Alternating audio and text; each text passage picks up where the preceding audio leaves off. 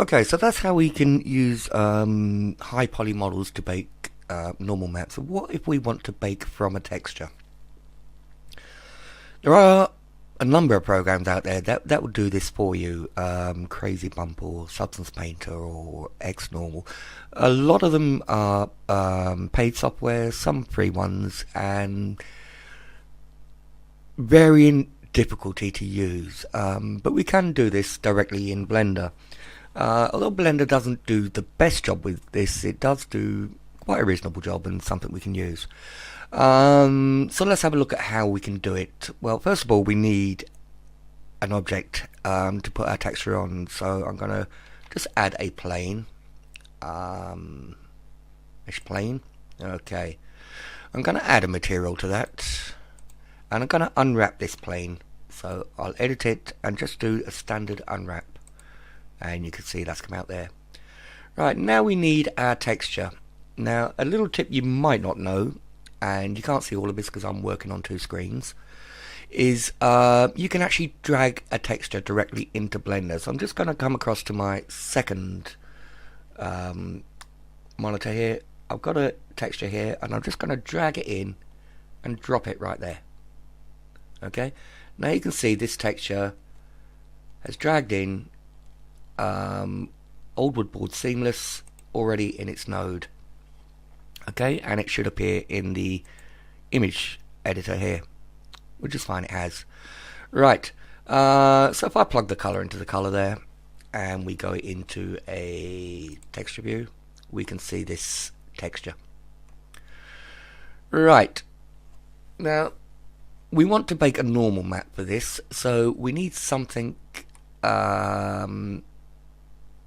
high poly, and this as it stands is only one face, but we'll come back to that in a minute.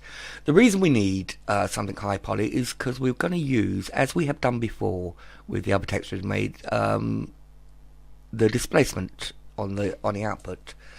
And to explain that, what a displacement map is, let's see now. Okay, I've got some wood displacement maps here because we're working with wood, just to see what a displacement map is basically a black and white map. Let's have a look at this one. It's a black and white image. Displacement works by moving the geometry on your model. So the white areas move up, the black areas move down, and the 50% grey areas will stay where they are. Right, let's come back. Right, so we need to create a displacement map for this. So what we can do is we can use this image and we can add a convert to black and white. To make this easier, I'll tell you what, I'm just going to duplicate this image. It'll make no difference. Because we want non-color data, because it's not a diffuse texture we're making, the color makes no difference. We'll change it to non-color data, and then we'll add a, remember, is it under color? Nope, it's under converter. RGB to black and white. Right, okay, so let's plug that in there. I'm using a node wrangler, so I think it's Control Shift click to add a viewer node, and let's just put this into a view. Okay, we can see we've already got this kind of black and white image that we're looking for. However, the blacks are looking kind of grey to me. If we look at the crack in wood here, that's grey. We kind of want more control over that. Right, so we can add a color ramp. So Shift A and converter color ramp. Let me just zoom in on this. Let's bring some more black into the image. That's good. So these gaps in the planks are becoming more black. We probably want a little less white in the image. Okay. The reason I'm saying that is some of these edges, if they're white, they're going to displace upwards, and some of these edges are going to stick way up compared to the surrounding wood. So a little less white in the image. We need to add another control point here. So I'll just press the plus. Okay, I can change the color of this. Come here. To something a bit darker. Okay, and I can move this across to get rid of some of that white. It's actually working the opposite way for me. I'm trying to find a way to control this hard white edge here.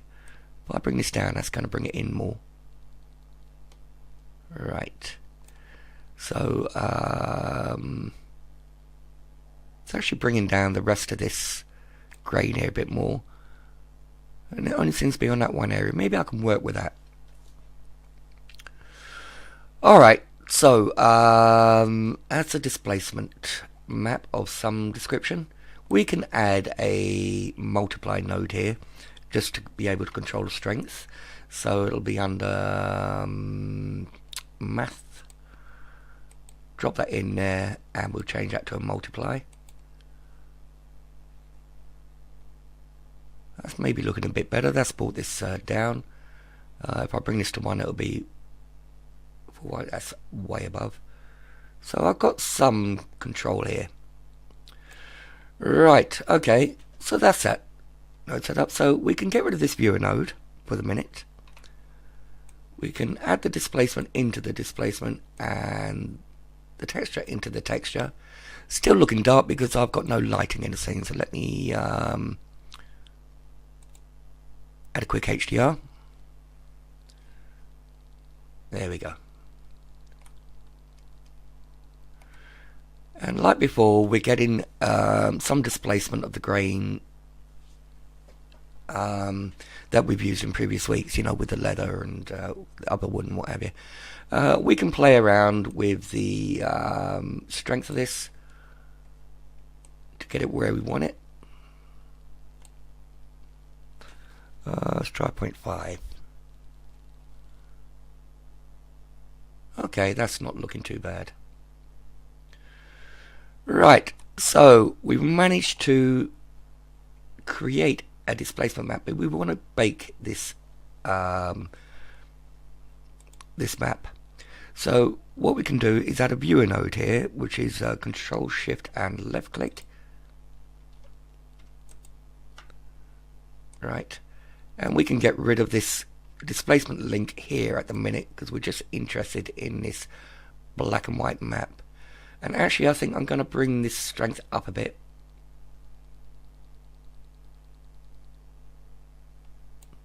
We can always control it again later. That's looking good.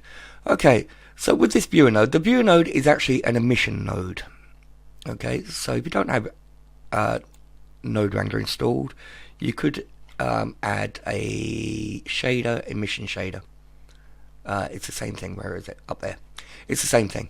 Alright, so we've got this displacement map and we need a texture to bake it onto, so we'll make a new texture. So we'll add a new, I'll just leave it as standard. Let's call it displacement.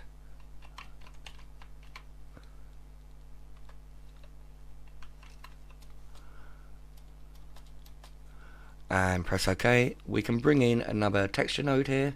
I'll just duplicate this one. Something for it to bake onto, and we can choose the displacement.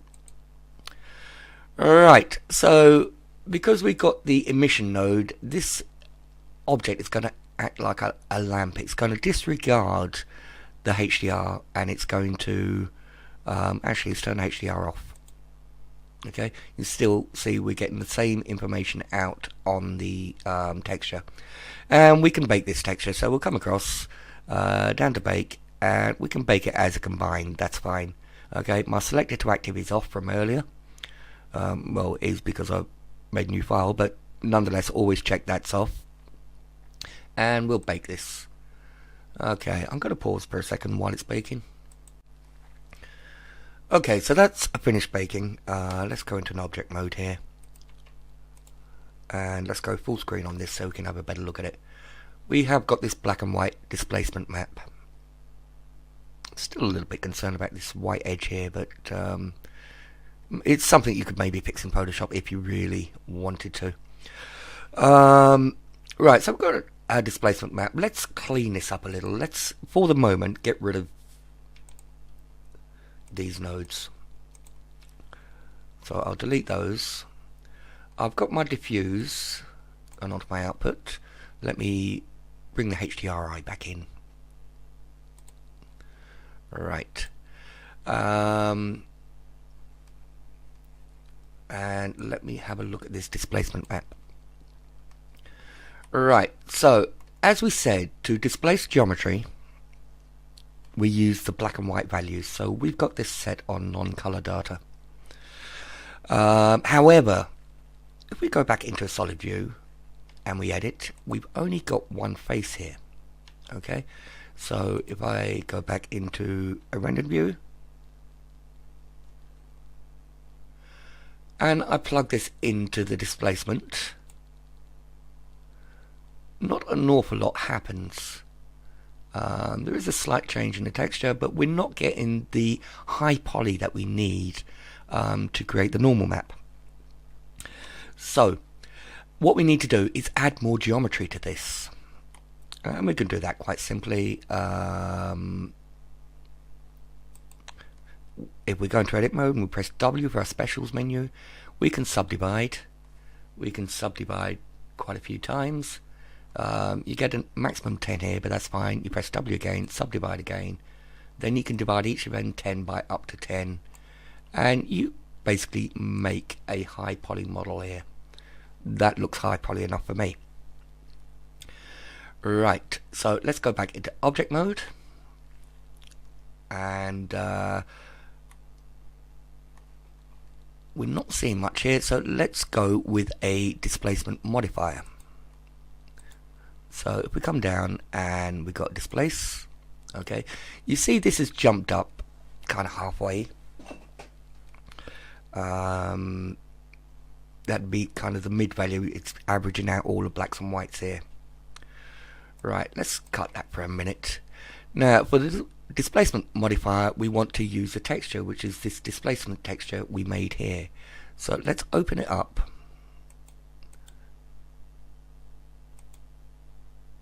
And I'm not seeing it. Why am I not seeing it? Maybe I'll have to save it and open it. Let me save this image, save as image, displacement on my desktop, that's fine. Okay, not showing here, so let's no.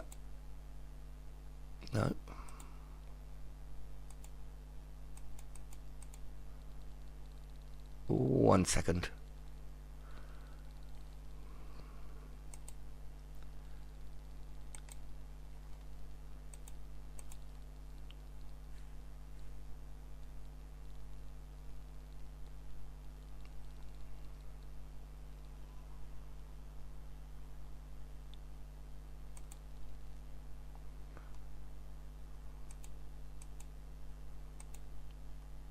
Okay, here we go. Shows up here now. Right. Okay. So you can see it's added a lot of displacement here. I had to add it in the texture tab apparently. So let's go back to the modifier tab and we can adjust the strength of it. Okay, you can see as we're adjusting the strength, very, very fine control. By pressing the shift key and adjusting, you got better control. Okay, so a strength of 0.01 seems to be looking fairly well there. Let's move this. Let's move this up again to get this kind of normal map effect we're looking for. And you can see that's looking quite well there. Right, okay, so now we've got this bumpiness that we've managed to do by using lots of geometry. Okay, we can apply this. We've done a strengths. We can adjust levels. Set that back to default, 0.5. And we can apply this modifier. Right, so now what we have is this high poly model based on the texture that we can now bake a normal map onto. So Shift A to add a plane. I'm going to grab it on the Z or the Z axis, move it above. Okay, that's it. I believe they're the same size, they should be. Let's just have a quick check. Let's go into a wireframe view. It's actually a bit bigger. Perspective, let's go to auto view. We're actually same size. Right, okay. Z2. So, I've got this new plane. I can edit it, I can unwrap it. Okay, so it's covering the whole texture space. I can come back to my high poly model. I can shift select the low poly model. And I'm going to run into troubles here because I've got nothing to bake to. What I need to do is add a material to this. Okay, right. Now, I can add a texture, a new texture here. So let's new one, and let's call it wood underscore norm. Okay. I can add this texture over here. Texture, image texture. My wood underscore norm should be here, and it's selected so we can bake to this. Alright, so first of all I'll select my high poly model. I shift select my low poly model. I'll come across to my render settings, and I want to bake the normal map. Okay, and I want to bake selected to active. So I make sure that's selected. Everything's looking okay. I can go ahead and bake. I'm going to pause for a second while this is baking. And it's baked, as you can see. Now, let's set this up again. Let's actually delete this high poly model. I don't need it anymore. You can move it to another layer, or it depends on your production workflow. But for the purposes of this, I don't need it anymore, so let me delete it. I've got my low poly model. Right. So, I've got my normal map here. Should be wood norm. Yep. I can also duplicate that and load up my original wood texture, which is there. Make sure that's color data, and that is non-color data. Okay, so if I feed that into there, in a rendered view, I should see my wood. Okay, and if I add a normal map mode here, so Shift A, vector normal map, I can feed this into here and this back up into the normal. Kind of hard to see because the texture's there, so just for the minute let me disconnect this texture. You can see our normal map is indeed working. We're getting the normals that we wanted from the wood. Okay, as I finished recording that segment, it occurred to me that the displacement modifier wasn't clear, and yes, that is my fault. I kind of lost my train of concentration, my train of thought for a minute, and was kind of looking through. So let me just go over this again. So let me add a new plane here.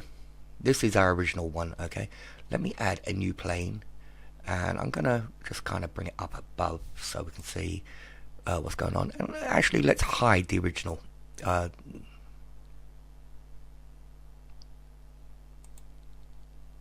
forget which one's which now. Let's have a quick look.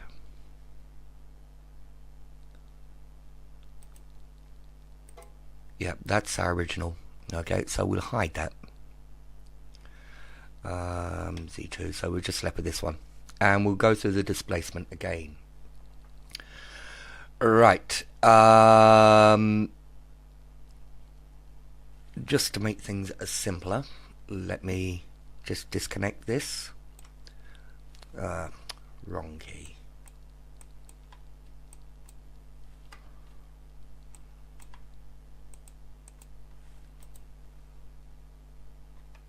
Right.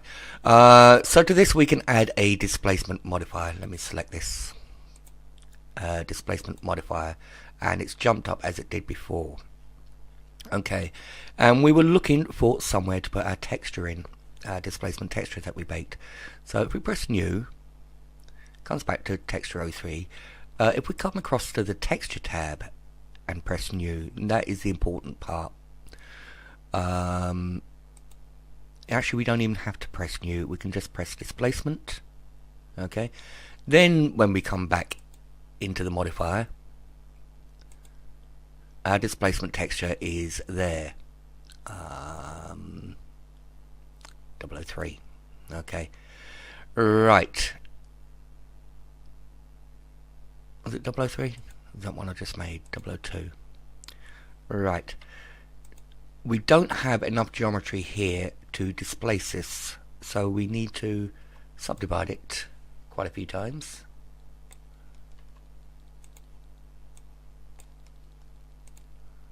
Right, go back into object mode, and now we have this displacement, and so we can control the strength of it and get it to a point where we think it's looking okay.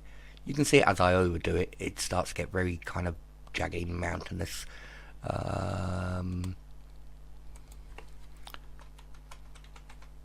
Somewhere about there. But that is the important part, is once you start your modifier, you need to come across to the texture tab and add your displacement texture.